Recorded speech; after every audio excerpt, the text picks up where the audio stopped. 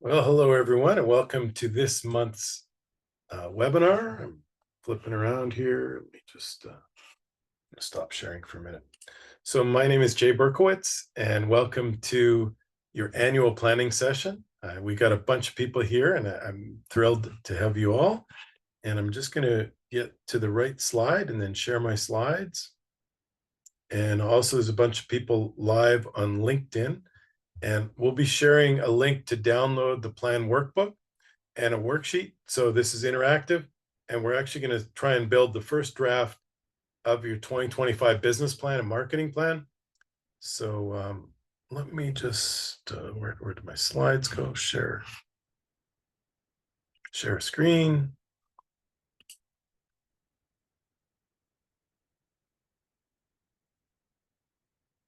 Slideshow. All right, so we're going to help you identify your business objectives, the top new tactics for marketing and lawyering, lawyer business, digital strategies, and some conversion optimization strategies. Now, do me a favor and put a 1 in the chat if you're pretty confident, like you had a great 2024, you hit all your numbers, you're Morgan and Morgan, right? And if you're somewhere, not quite as confident as John Morgan, but you're like totally confused, like you have no plan, you're down 24 over 23, put a 2 in the chat. And anyone in the middle, maybe put a 3 in the chat. You're like, hey, we're making some progress, but the reason we're here is we don't really have a business plan, and we'd love to know more, and that's why you're here. Okay, great. Thank you for participating. So I want to say congratulations. You showed up, and you're either here live or you're watching this sometime in the future on YouTube. I'm sure a bunch of folks will watch this through January of 2025 as they build their business plan. But you're, typically the ones who show up, the ones who put the time in, you're going to have way more success. And I'm going to show you some examples of that in a minute. As a matter of fact, 48,000 people so far have watched our digital planning webinar. And I think another several thousand watched the next year. So this is a popular place to be, and thank you for being here. So what are some of the trends? I want to just start with that, and let's, set our mindset on what are some of the big things we want to be planning on doing in 2025. The first one is a real game changer because Google has introduced their version of ChatGPT. It's called AI Overviews, and literally they're showing a ChatGPT style result in Google searches. This is a search for how do I choose a car accident attorney? And we first saw this in Google Labs. I was showing this over the past year, and this is a search for Tom Brady. And then this is a search for Tom Brady with the labs or the AI overview style result. So this is the result for how do I choose a car accident attorney, launched May 14th, called Google AI Overviews. And this is going to be significant, right? Like Google needs to prevent people from going to ChatGPT. So these results are going to show up more and more, particularly for people asking questions. Like if someone searches for personal injury attorney near me, Google's going to show maps, they're going to show LSAs, they're going to show pay-per-click, they're going to try and sell a click to an attorney. But if someone's just in that early question and answer phase, they're going to show more and more of these type of results. Now, the good news is Google's actually showing their homework. So these are the firms or the websites that Google used to compile the results.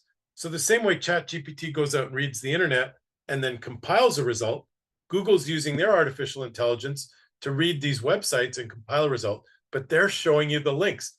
So this is why it's a new trend and an opportunity for the coming year, because if we can answer questions on our website in our SEO and Google selects us to be part of the answer to these results, this is an active link that is an SEO traffic opportunity. Another trend is something that bubbled up in my head because I kept seeing this all across the country. This is my friend Jeff Phillips, and we consulted with him on his Google screen. But there's John Morgan right there, neck and neck. And I kept seeing this in multiple markets that we work across the country. There's Jeff Phillips and there's Morgan & Morgan, or there's Darren Stewart and Morgan, or Brian Garrett and Morgan. So why is it that Morgan is getting a disproportionate share of the local service ads? And my answer to that is branding. And I think because the Morgan brand and the Morgan image and face is so predominant in people's minds, they're clicking on those ads at a higher proportion. And so Google's showing Morgan at a higher proportion because obviously Google's about making money. And this was further confirmed. There was a huge Google data leak of the inner workings of the algorithm. And one of the key things that everybody surmised from all this data that was released is about brand. If there's a universal piece of advice I had for marketers to optimize their SEO, it's build a notable, popular, well-recognized brand. So the first step in that is picking a brand meaning. Like, are you the car accident guys? And that's okay, but be it everywhere you are. If you're the big check guys, be the big check guys, everywhere and every instance of your advertising and marketing. Are you community-based? Do you fight the insurance companies? Are you great in court? But, pick one and stick with it in everything you do. This is a local attorney here in Miami, Amanda Demanda, and this is her branding guide. And this is what her social media looks like. And this is her on stage. And you see that every instance of her brand is consistently delivered against the brand guide, against the brand message. So we see that as a trend for 2025 and something we're working on. We're doing the annual planning with all our clients, this same exercise, and that's a great opportunity for you. By the way, if you want help with that, please reach out to me at 10 Golden Rules. I'll be happy to walk you through this 2025 planning exercise. Another trend is of course, the local service ads, the Google screen. And this is something everyone's struggling with because it's become very, very competitive, all the markets. I mean, we still think we can get more than our share of the pie with our strategies. But one thing that we're seeing as a trend is intake and conversion optimization and performance optimization. So these are direct phone calls, as most of you know now. The Google screen, the local service ads are click to call on a mobile phone, or there's a messaging app. And so how Google's measuring how quickly you answer these messages. And a lot of times in the ad, it'll say, typically responds in minutes, typically responds in 24 hours. Well, who's going to get the response, the minutes or the 24 hours? So that's a tremendous opportunity. And we have several technologies and softwares that can help you immediately answer those LSA leads. And that's definitely a trend that we're going to be rolling out with all our clients in 2025. And then the final trend I'll mention briefly off the top here is the back-end service for your clients. There's a couple great companies called Case Status and Hona.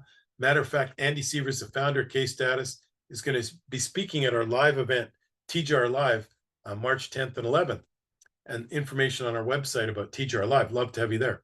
And he has this software, Case Status, and Hona has a similar functionality, where after you sign a client, your client can get immediate updates on their case status.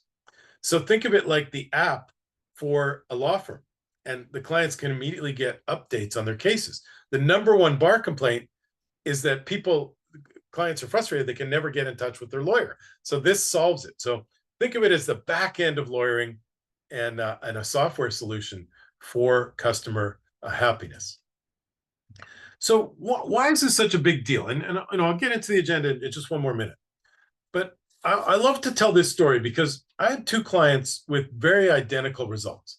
These guys had 4,500 visitors to their website. These guys had 4,800 visitors to their website. Here's how many phone calls they got, how many form fills, all the greens are good, everything's going up except for the organic chats. So generally this looks really good. And you would think these firms sign a similar amount of cases. But one firm has a plan. They're very data-driven. Everything they do is about the numbers. Every time we present something like, okay, how does that break down? What's the ROI on that exercise? They have systems and processes. Everybody in the firm runs to a system and a defined process. And also they're very innovative. Like they have the scope and the capability. If we present something like, hey, there's a new kind of chat. This is an artificial intelligence chat, like an intaker. They always want to try it because they're organized enough that they can take on new projects. Now, this other firm had particularly weak execution. Like if we ask them, hey, you guys are missing some phone calls. We see these missed phone calls in the LSAs, or they're constantly changing. Like the people in their intake team or the people in the marketing team are always changing, and so we're always retraining them on best practices. And they even miss meetings with us. So, what's the difference between this firm that runs like a clock, like a Swiss clock, and this firm that's constantly in disarray? I'm sure you know where this is going. These guys signed an average of 83 new clients in a month, and these guys signed an average of 24 new cases a month. Now, there's a lot more to it because obviously these guys are going to get way more referrals from happy clients. These guys are going to be struggling with just their web traffic because they're not going to get as many positive referrals from clients, and also the vendors like the MRI clinics, the chiropractors. These guys are great to deal with. They pay their bills on time, and these guys are discombobulated. So the message here is, you've got to really run your business like a business. And this should be part of your 2025 planning exercise, right? Great approach we've taken is we're using the system called Traction from a great book by Gino Wickman.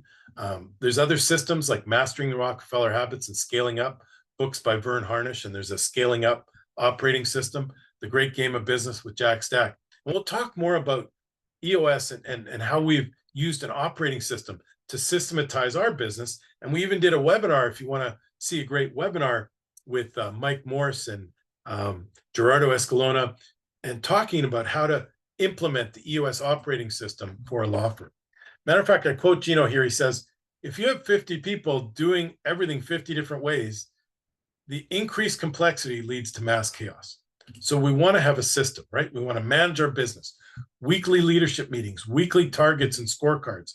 We're now having weekly meetings, and they're great meetings, by the way. When you use the EOS system, this is not a meeting that you hate. This is a meeting that you get stuff done, right? We're participating in an active mastermind. We did another webinar on masterminds. You want to see a great webinar? I think it's up to like 30,000 views now. We have a business coach. We have a financial coach. You want to have a marketing calendar. And we've assigned a full-time integrator, which is like a COO position in the Traction EOS program.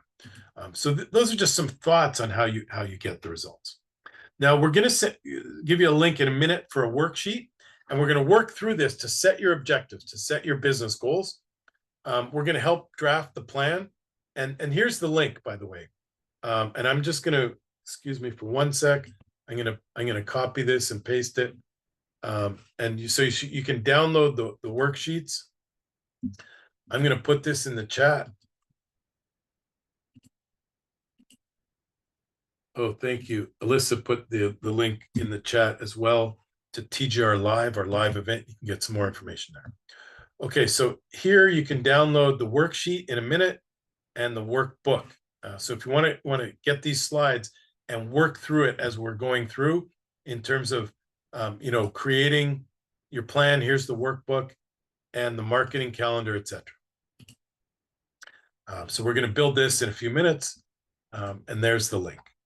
So now let's get into the content here today. After that exciting setup, first things first, we want to set goals for 2025. So let's figure out how many, what's our target? Where do we want to be at the end of the year? And how many leads do we need to hit our target? And then we're going to define our key numbers, and we're going to look at tools like competitive analysis. We're going to maximize our lead flow. We're going to talk about the core strategies for 2025. And then I'm going to wrap up with a strategy of how to win. Because one of the things we often do is we do these great planning exercises, and then the plan sits in a book. And we don't look at it again until next year when we do our planning, or God forbid, you do the 5-year plan and you don't look at it again for 5 years. So I'm going to give you some strategies and tactics to activate the plan that we develop here today. And this is a working meeting, but I want you to also think of this as a template. If you're here as the leader of your firm, or you do the marketing or the business development at your firm, this is going to give you the tools to bring your team together. And ideally, you're going to do a half day or a full day brainstorming. We did in our second year of EOS, we did our annual planning with Gerardo, and we did a 2-day planning session. So I'm just going to give you a quick update about me, and tell you why I built my leadership and expertise in these areas, and then we'll get into the planning. So I come from a city called Winnipeg, Canada. It looks a lot like this right now. This is City Park. There's a beautiful skating rink there. And this is the Winnipeg Jets, which I am very proud to be a fan of, the #1 team in the National Hockey League. And I don't get to say that hardly ever, but we've been had a great year so far. So we're very excited. But I moved from very cold Winnipeg, Canada to beautiful Boca Raton. This is my beautiful wife, Bonnie, and my beautiful dog, Parker. And we're very, very happy to be living here in the United States for over 20 years now. Early in my career, I worked for Coca-Cola Canada. It was great to work on the marketing and branding for one of the oldest brands in the world. And then I jumped into technology and worked with Sprint, getting people their first emails, getting companies their first websites. I also worked for many years, both for the ad agency and as a director of marketing for McDonald's Restaurants of Canada. And I had about a $40 million marketing budget that I was responsible for. And I sold some of the most delicious, high-fat foods in the world. I went directly from selling Big Macs and French fries to working at ediets.com, an online diet company. And these folks sponsored me into this great country. I was an immigrant from Canada, and I worked at ediets.com. And we grew this company in 2002 and 2003 to $60 million in revenue. And I got a really great experience working on the internet back in 2002, where we were spending $40 million in online advertising. Google was still in beta. Mark Zuckerberg was still in high school. And we were spending $40 million to generate $60 million in revenue. With that expertise, I wrote the 10 Golden Rules of Online Marketing, which was a book and a presentation that I shared at the Direct Marketing Association meeting. A bunch of people came up to me at the end and said they wanted to hire me. So I've been working with folks directly, helping with marketing strategies. And our company, 10 Golden Rules, is an internet marketing agency that works exclusively with law firms now. These two books were bestsellers, and this is my new book coming out in January of next year. So here's our company, 10 Golden Rules. You can obviously find more information at 10goldenrules.com.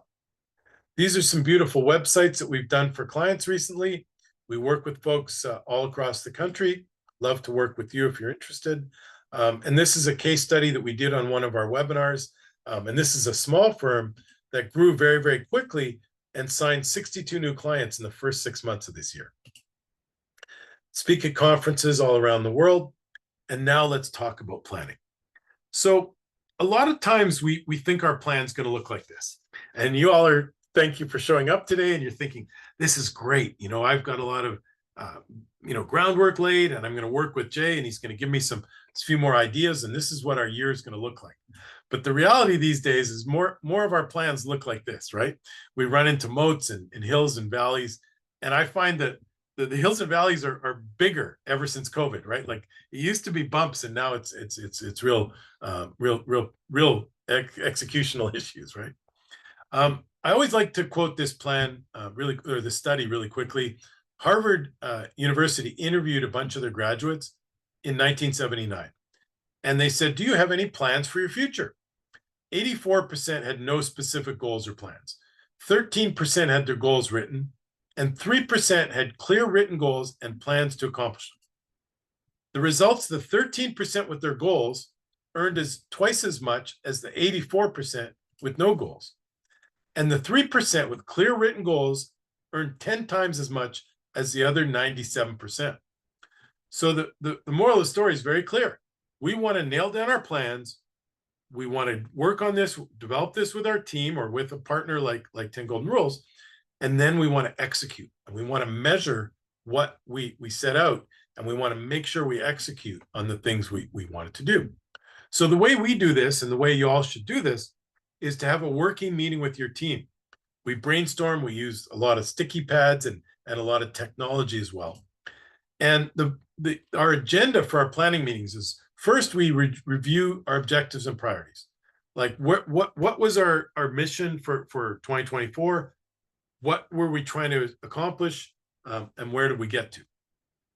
Then we're going to lay out our numbers. So we do a deep dive. What did our year look like? Where are we trending? How many calls did we get? How many cases did we sign? What's our signing percentage? Where did those cases come from? How many came from the internet? How many came from referral partners?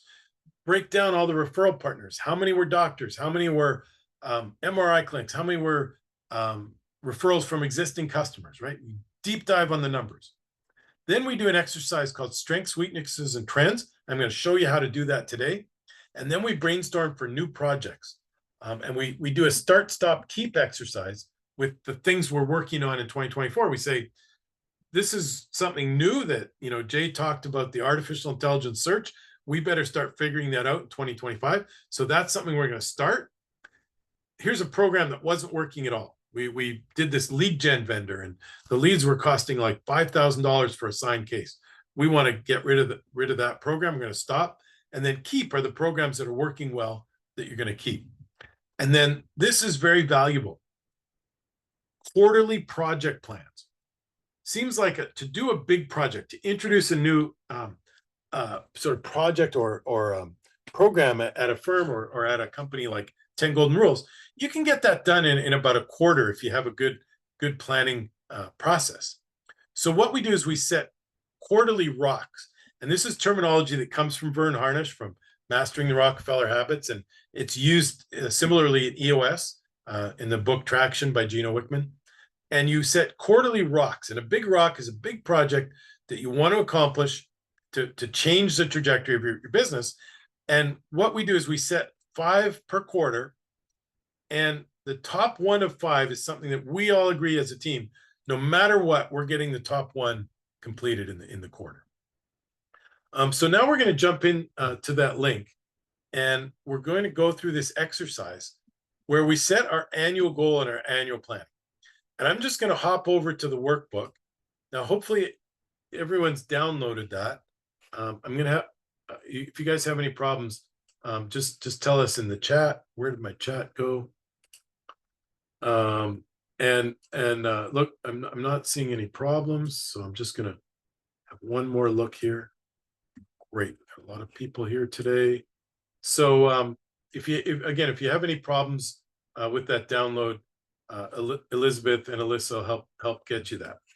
But this is actually the copy of the firm. And what you should do, by the way, is you're going to download an Excel. So just create a copy of that and save it somewhere where, well, put it on your desktop for now, but save it somewhere where you're going to know where it is. Okay, so what we're going to do here is I apologize for 1 second. I'm just going to do one more thing. We're going to put in some numbers.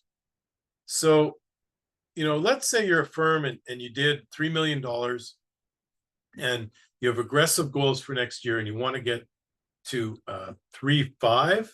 So I'm just going to put that in here. So, sorry, I'm moving a bunch of stuff around so I can look at the slide on the other side. So we're going to put in 3,500,000, and hopefully you all have the worksheet and you can put that in there. The next thing that does for us is it tells us the monthly revenue target. So let's say you're 3 million and want to get to 3.5. You need to average 291,000 a month, which is just a calculation of the annual goal divided by 12. Pretty straightforward, right? Now, the next question, this is a question I didn't ask last year, is what is your why? And I just want you to fill this in. And if a couple people would share it with me in the Q&A or the chat, that'd be great. I'd love to know what some of your big picture business objectives are. Oh, Andrea's looking for the link again. I'm going to beat Alyssa to it.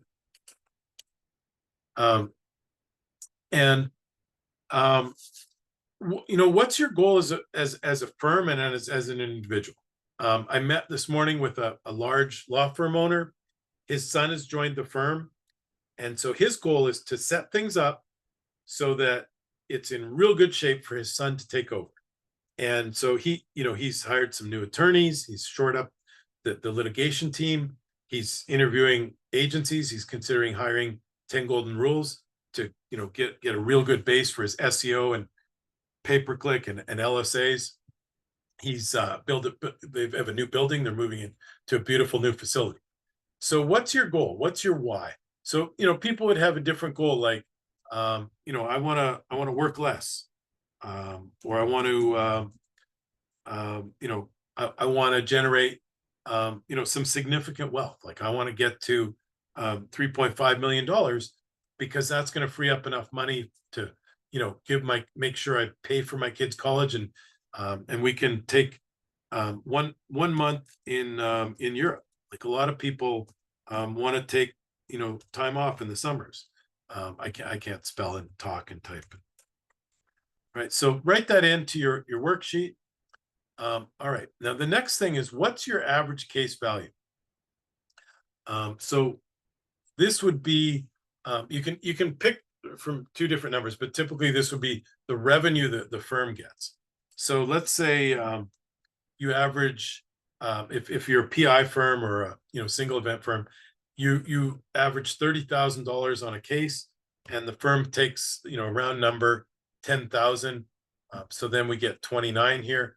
I'm going to put 15,000 just because I know that's what I did in the worksheet.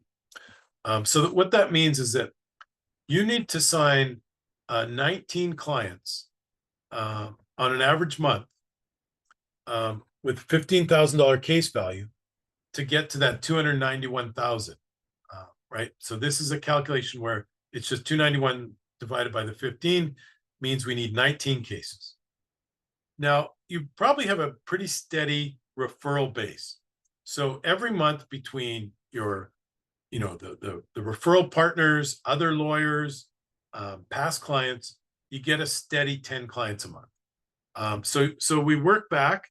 So you need 40 leads. You sign 25% of those referrals, and that's 10 cases a month. So this calculator just divides, just minuses 19 from 10. It means we need 9 new cases. Now let's assume that we convert at the same rate, but that's probably high because the internet leads are typically not quite that good, but normally the referral leads are better, like they're at 60%. So we're just using a round number here. But 19 times 4, 25% is you multiply by 4. So we need 36 leads to generate 9 new clients. And if our average cost per lead with LSAs, pay-per-click, lead vendors, FindLaw, Avo, those kinds of things, is $200, then we want to set our monthly budget at $7,200. So this is just a worksheet. Obviously, we're trying to set our goals, our marketing and business goals, where we want to be, what we need to hit every month. And now we got a pretty good mindset. Like, hey, to get to 3.5, it's not that bad. We really only need 9 new cases a month. And we can either do that through pay-per-click or more referral programs, more partnerships, better SEO, those kinds of things. All right. Anyone have any questions on that? You can ask in the Q&A or ask in the chat, and then we can answer some questions. Okay, so now we've got our annual revenue goal. We've got our monthly revenue goal, right? It's just our annual divided by 12. We talked about our why we want to do this. We've got our average case or client value, the number of new cases, how many leads, the percent of conversion, and how many new cases. Our business plan doesn't have to be that crazy. We just need to get average 9 new cases, 9 new clients signed per month. Okay, next up is the operating system. And I talked a little bit about this. A lot of people, if you're like me, I read the book, I was given the book Traction 9 or 10 years ago. And I tried to read the book because everyone said it was so great. And I struggled getting through it. And I kept putting it down, picking it up. Then I would hear about it at another conference. Well, the solution for me was reading Gino's second book called Get a Grip. And Get a Grip is written for the visionary. So if you're the business owner and you're the idea guy or gal, and you build all the strategic relationships, and you like to speak at the bar association and speak at conferences, and you're the founder of the firm and you've got that founder's mentality, Get a Grip's written for you. So that's a great step. Like I highly recommend this book. And then you could think about using the EOS operating system. So basically, it's you can do it yourself, or you can do it with a professional implementer. And again, we have a whole webinar on this. But this gives you a really solid operating system. So you're not trying to figure out how to run your firm every day, and you're not constantly running into problems. Like, everybody's got a responsibility in the firm, and everybody's got a number. So here's a worksheet, and we have one like this, but this is a fake one that I mocked up for a law firm. But we have this for our agency. So everybody's responsible for a number, and everybody fills the number in every week. So when we have our management meetings, our leadership meetings, we look at the traction. So how many cases are currently in the firm? So these guys went from 313 to 347 current cases. How many new cases did they sign? Well, they're having a good month, right? They're signing 6 cases, 8 cases, 5 cases, 4 cases. So the 4-week average, this is a good way to look at where you're trending, because sometimes these go up and down every week. We like to look at our monthly averages. So these guys are settling 6.25 cases a month. The average value of the cases, the target's 15. They're doing a little better the last quarter. They're averaging 16. They're getting 1,200 website visits, 77 calls, new calls, 31 new chats, and 23 leads on their website. So this is your intake, right? This is where your leads are coming in. Calls are the best because generally you can convert those at a higher rate. If somebody fills out the form on your website, you generally have to chase them down. It's not as effective. 14 professional referrals, 14 past customer referrals, 4 Google reviews, and a 5-star rating in the past quarter. So, this is rounding up. So these are our goals, right? We want 345. We're getting 342. And if we hit the number, it's green. If we miss the number, it's red. So this becomes a great tool for your management team. Now, I put a draft of this. This is also in the worksheet. Where did that worksheet go? In the worksheet that you downloaded that we looked at before, it's one of the tabs. Here it is. So if we click here to the EOS scorecard tab, you can create your own scorecard and track the things that are important to your business. And there's one more tab, which is the budget allocations on the worksheet. Okay, so back to our next step. So in your meetings, you want to track the numbers. I'm very precise. Now, you're going to create this is additional tracking. I talked about the guys who sign 81 cases and the guys who sign 25 cases. And again, the difference is the guys who are winning are tracking everything. So we prepare this report for our clients, and we send them a doc with all their calls, all their chats, all their form fills, and then we track. They tell us which cases were retained, and we track the performance. So you want to be tracking your calls, tracking your chats. You want to have a case manager, someone who's reporting on this stuff, and have a case management software like a Filevine or a Litify or a Smart Advocate, and to be tracking on the leads, the lead disposition. All right, next up is the competitive analysis piece. And so we do this for our clients in the planning meetings. You all can do this with some online tools, but we look at SEO. So let's say we were working with Mundley Law as our client. We'd look at their SEO. So these guys have 997 different keywords that are in the top 3 on Google. So we're going to compare this to other firms, and we're going to look at which keywords. So like they're number 1 for lawyers in Philly, personal Philadelphia, personal injury attorney, attorney in Philadelphia, traffic ticket lawyer, Philadelphia. And then these are some of the competitors. So Levin is behind them. They have 2,300 keywords. And then we look at their links. So these are their backlinks. How many other sites link to their website? So these guys have 3,700 keywords. Their competitor has 2,400. We look at who's ranking and where they're ranking in the local service ads. So this result here for the Google Screen local service ads, you click show more, you can see all the other firms and see where they're ranked for different phrases. Like this one's for personal injury lawyer. You can look at car accident, slip and fall, etc.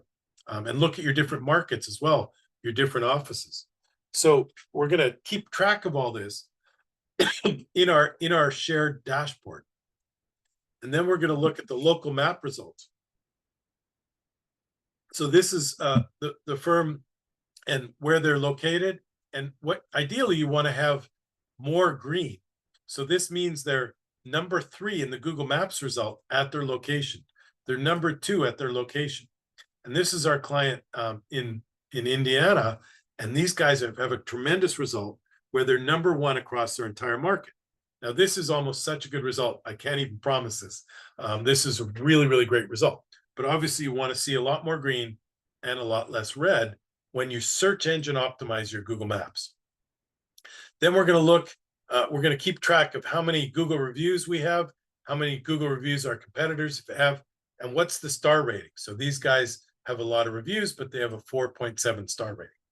And we keep track of all this in some kind of reporting, like we might track our Facebook followers, our reviews, our rating, Twitter, YouTube, Google Maps.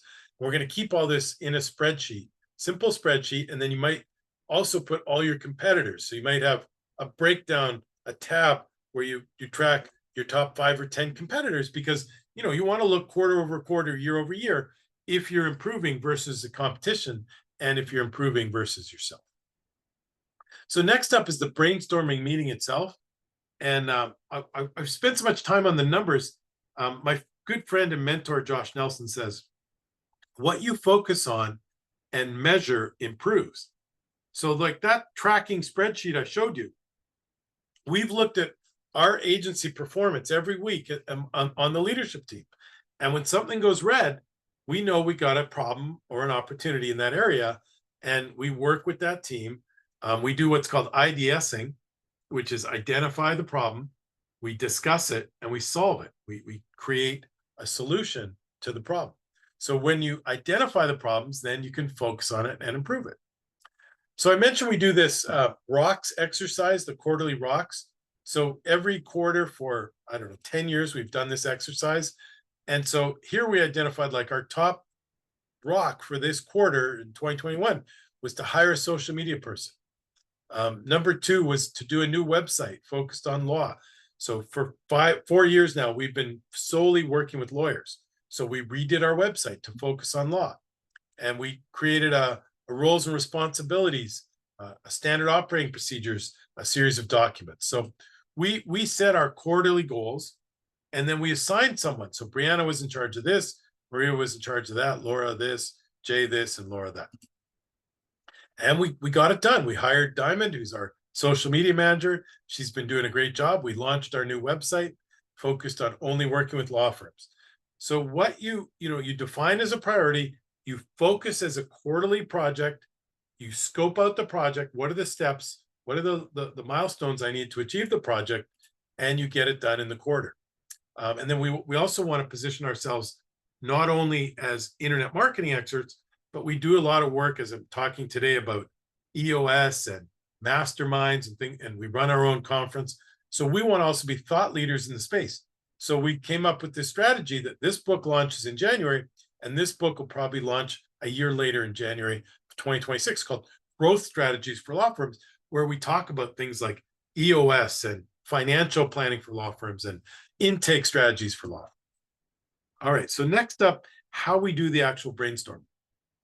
So what we do is we brainstorm what we call strengths, weaknesses, and trends. So for each one of these areas, if you have a large group, and it's great to have like as many people from your leadership team. Like if you could have, let's say, 6 people from your leadership team, like all the department heads, and maybe even like your intake manager, anyone who's a really key contributor in your business, and then maybe a couple key vendors. Like great to have your marketing vendor at the table. If you have a business coach or a financial person who's not just like a bookkeeper. And then what you do is you do a brainstorming. So the way we do it is we break into twos. So let's say we have 8 people. We break into 4 groups of 2, and we say, okay, go off in the corner and take notes and brainstorm all the strengths. What makes a firm great? And then we come back and we prioritize, like, what are our best strengths as a firm? Then we do the same thing. What are our weaknesses? What do we need to improve? Where are we, all the numbers we looked at, the reason we looked at all the numbers, where are we behind our competitors? And then the third part we do is trends. And this was a big improvement from Rockefeller Habits. We used to do strengths, weaknesses, opportunities, threats. It was called a SWOT analysis. But what I found is strengths and weaknesses were always like flipped upside down, were opportunities and threats, and they were almost the same exercise. So we do strengths, we do weaknesses, and we do trends. AI is a trend. The new AI search results is a trend. The back end, like the case status and the HONA, the app software to make your clients happy is a trend. So what are some of the trends that you're hearing about? Work from home is a trend. AI driven cars, right? Self-driving cars. And you brainstorm the strengths, weaknesses, and trends. And then, things like, for us, it's like, or for a firm might be your brand and your history. If you've been in the market a long time, your intake's really strong. Your Google reviews are really strong. Maybe your weaknesses, you got some big competitors. Morgan & Morgan comes in the market. Maybe when you looked at the numbers, you're way behind the marketplace in SEO. Maybe you're not as good at following up with leads. Like your intake team's so busy, they have a chance to call people once, but they don't follow up with them. And then we talked about some of the trends like Google Screen, artificial intelligence, the multi-location strategy. Law firms are opening second locations. So you do this exercise and you figure out, okay, now when we come to defining our 2025 plan, we know where we're strong. We know what our marketing should focus on. We know where we're weak. We know which projects, which quarterly rocks we're going to define to address the weaknesses. And what are some of the trends, some of the things that maybe we create like a team to do R&D, research and development, and go out and figure out, like, we keep hearing all these law firms are using artificial intelligence to do marketing work and lawyer work. What are some of the AI tools we can use to do that? By the way, there's a great webinar on AI strategies for law firms on our YouTube channel. Okay, so now we figure out, so what are the projects we're running? We're running pay-per-click, SEO, social media, Google Maps.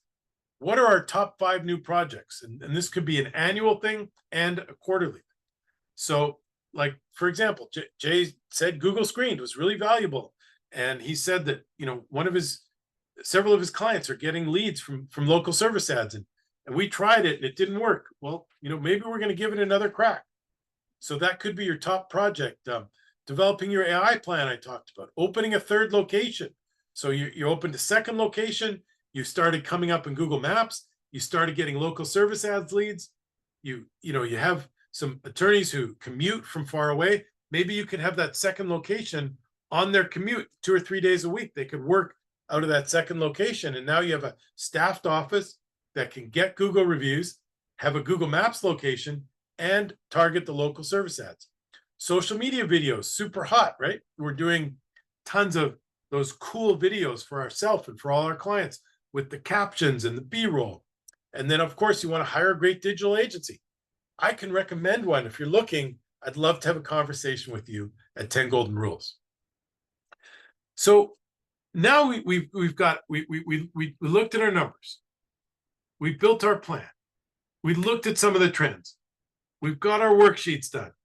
We've done our plan. We've laid it out for the year. So how are you going to make it work? How are you going to plan with your team? Excuse me for 1 sec, because I think I'm missing a slide, which is the marketing calendar. I just want to spend 1 minute and talk about how, before we talk about how we make it work, I want to talk about how we get it on an annual calendar.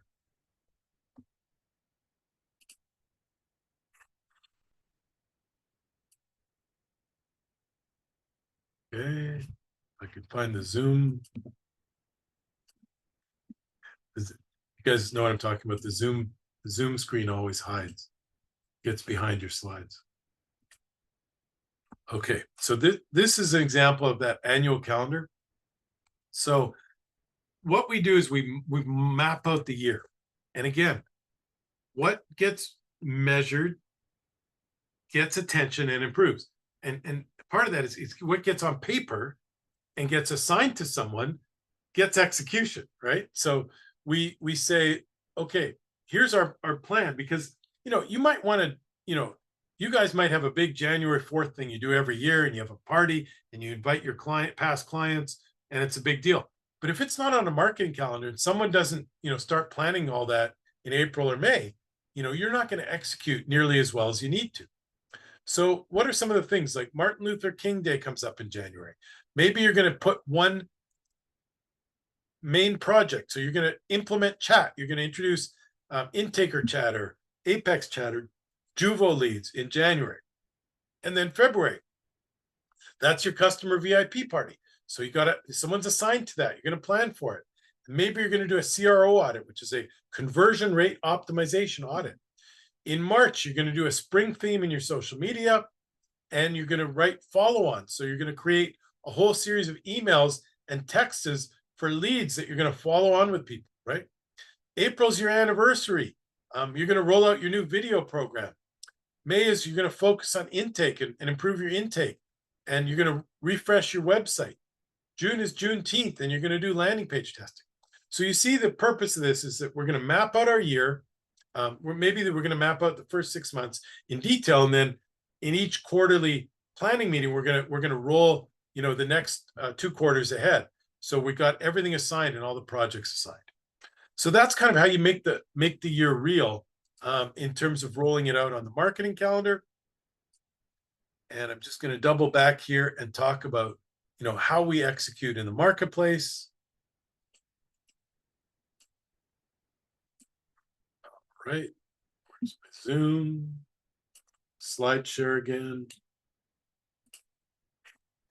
Okay, so here's how we make it real. I talked about the EOS plan. So the entrepreneurial operating system, we have a leadership team, we have our numbers, our scorecard, we meet every week, and then we have our quarterly planning meetings where we set the plan for the next quarter. We look at the numbers, we look at the performance. Now, everybody is assigned to those rocks. Everybody has a number. Everybody's responsible for a number. So there's all those numbers we talked about in the scorecard. Everybody has their own individual number, and the team, the department has a number, and the team, overall our company has a number. So you're gonna do a planning meeting with your team. You're gonna go through the exercise we talked about, where you brainstorm go through all the numbers. Then you brainstorm the strengths, the weaknesses, the trends. Then you're gonna sit down and brainstorm the projects, and you're gonna assign those projects for every quarter. And the most important thing, you pick the number 1 of 5, so 5 projects per quarter, and you pick the number 1 thing you're going to roll out no matter what, come heck or high water, you're going to get that done as a team. You want to lay out all your KPIs, your key performance indicators on your spreadsheet, and you got the worksheet, the draft you can start with that I provided. I highly recommend you go with an operating system like an EOS, and if you want to check it out, read the book, Get a Grip. If you're the visionary, read the book, Traction. If you're the COO, like if you're partners and you're Berkowitz and Berkowitz, and one of you is typically like the marketing person who likes to network and rainmake and go to the bar association meetings, and then the other person likes to stay back home and run the firm. The person who's out there is what EOS calls the visionary. They should read the book, Get a Grip. Got the books here. These books are always by my side. So you're going to read Get a Grip. And then the chief operating officer or your office manager, you want him or her to read the book Traction. And then you're going to roll with an operating system, and you could self-implement for 2025, and then maybe get a professional implementer, which is someone who's trained by Gino Wickman and the EOS company to do your execution. And we self-implemented for 2 years, and then we hired our professional implementer this year, and it's been, a significant leaps and bounds improvement. And then finally, you're going to schedule quarterly and weekly meetings so that you make sure the plan comes to fruition, and you're looking at your rocks, your quarterly projects every single week, and whoever's responsible for it is reporting on the progress towards completing it in the quarter. So there's your template, right? That's how you get your plan done. And I hope everyone can do it. And now I hope we can take some questions and answer any questions. So please go ahead and put the questions. And Alyssa, don't forget to check LinkedIn, because I know we're streaming live on LinkedIn today. So happy to take any questions at this time. We got some coming in the chat. Some you can do it in the chat or the Q&A. We've got some coming in the Q&A too. So, okay, great. First question's from Carrie. How do you set how do you select an integrator for your firm, and what criteria do you look for? So there's great guidelines in the EOS books. So get a grip talks is more written in a fable, in a story format, but it's a real case study of one of Gino Wickman's first clients. And so basically the integrator is the kind of person who gets stuff done. Someone who's like super organized, writes your standard operating procedures, is just that amazing right hand person who the visionary and founder typically comes back. The EOS, the joke is the visionary typically goes to a conference and comes back with like the 10 greatest ideas that are going to solve everything for the firm. And then the integrator is the person who says, Jay, those are all great ideas, but everybody's super busy. Everybody already has their number. Everybody already has their rocks for the quarter. But 2 of those ideas are great. Like those are going to solve 2 of our rocks. So we're going to implement those 2 things right away. But those other 8 things are going to go on the list for the quarterly planning meeting. And we're going to talk about it as a team. And we're going to prioritize it with the rocks. And then typically the visionary calms down and Jay is calm and he says, okay, good. So long as we have those on a list and we're not going to forget about them. And then I'll try and sneak in a 3rd one or a 4th one in the quarter. But, typically that's the role of the integrator. The integrator's just great at following up. And if you really truly follow EOS, the visionary is going to go out there and do visionary stuff, and the integrator is going to run the day-to-day. So what you want to do is you want to take the visionary out of any of the seats, right? So we've hired a great business development person, and Jay's going to get out of the sales leadership role. We've hired a tremendous team leader for our account management team. So Jay's getting out of the leadership of the account management team. And we've hired an amazing, actually, success story. Maria's had 4 promotions with our company, and she's now the head of our strategy team and heads up the SEO, pay-per-click, and social media groups. So now Jay doesn't have to sit in those seats. So I can play the role of, doing webinars, writing books, speaking at conferences, and building strategic partnerships on a more regular basis. And obviously I have to, pop into sales meetings for opportunities that come to me directly. So Carrie, hopefully that answers your question. If not, ask a clarifying question. We've got some LinkedIn questions. Jeff asked, we've really struggled with our Google reviews. What do you recommend for ethically growing your ratings? So Google reviews, great question. The number one thing is to make someone responsible, and put a number, right? Like if a lot of firms have success where they put like thermometers on the wall and how many Google reviews they have. And then they put mini thermometers for every paralegal and every legal assistant and every lawyer and how many reviews they got. And you create an incentive program. So you might give $50, or Jeff Phillips even gives $100 to every, you can't pay people for reviews. So make sure you don't do that. It's against Google's terms and services. But the paralegal could get a $50 or $100 restaurant gift certificate for every review. And then maybe there's a prize at the end of the quarter and the end of the year. So that's something that works really well, because sometimes, people kind of get burnout on the $50 restaurant gift certificates and they're busy and it was fun while it started, and now they've got 4 or 5 gift certificates they haven't used. So then you create a fun thing. Like one firm was a sponsorship of their local arena, and Bad Bunny was on tour, and Bad Bunny is like a rap artist, a Latin artist, the top downloads of the year last year, and they gave the Bad Bunny tickets, and everybody went crazy, and they got like 100 new reviews within that first quarter. So make it fun, and then we also have a program where we send out these boxes. Where's my gift box? Oh, it's right here. So after the first month, so the paralegals have a month to get reviews at Stewart & Stewart, and then we send out this gift box, and it's got a gift card in there for Dunkin' Donuts or Starbucks. There's some VIP cards, all kinds of licensed merchandise from the firm, and then we call up on behalf of the firm. We say, we just want to make sure you open your gift box, your Stewart & Stewart VIP kit, because there's a gift card in there. There's some VIP cards in there, and as well, can I ask you a favor? can I send you a link to do a 5-star review for the firm? So we do kind of a, hands-on, roll up the sleeves kind of access. All right, go ahead and ask more questions. Alyssa's copying and pasting from LinkedIn. And she said, Chris asked, have any of your clients implemented EOS? How's it going for them? Great question. And the answer is absolutely yes. So several firms are running EOS now.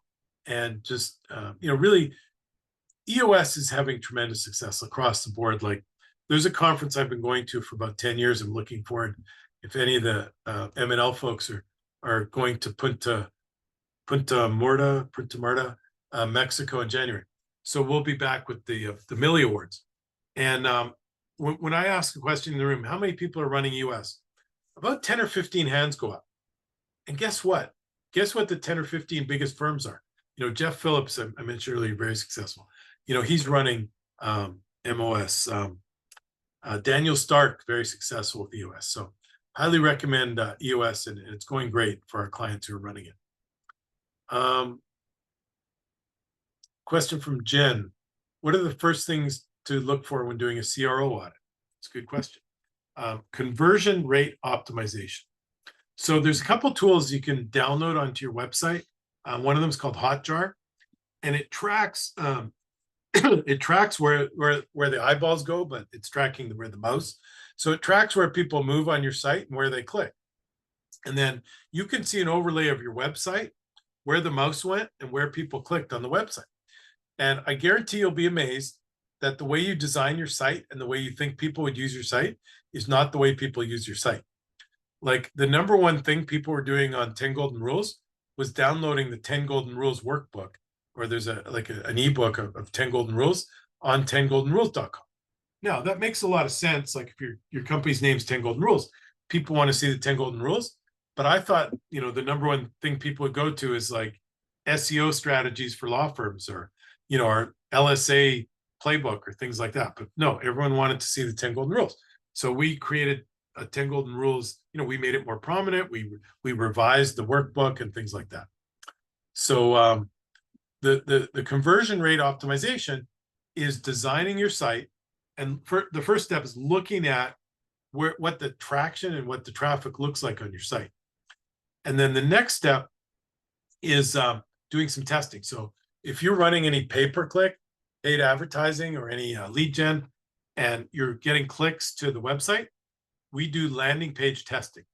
So what we do is we take a copy of a page, like let's say it's the car accident page, and we create another duplicate version of the car accident page.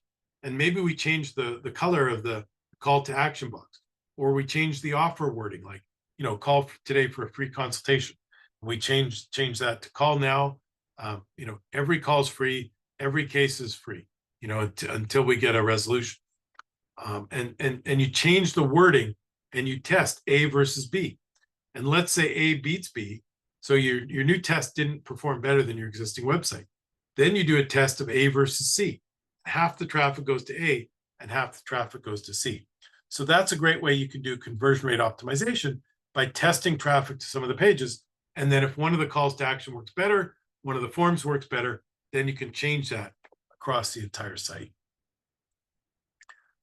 All right, so we're just about at an hour. And so I think we did a good job. We got it in.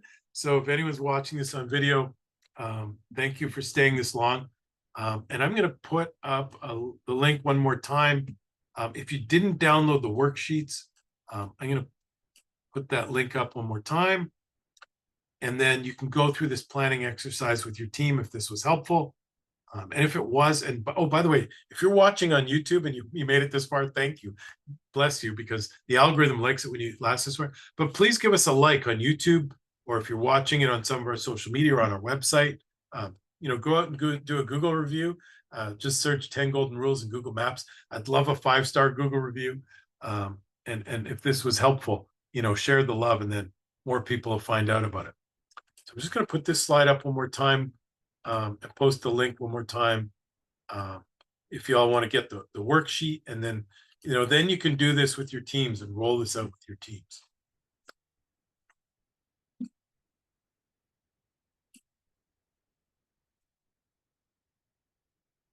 There we go again. Share this with everyone. Great.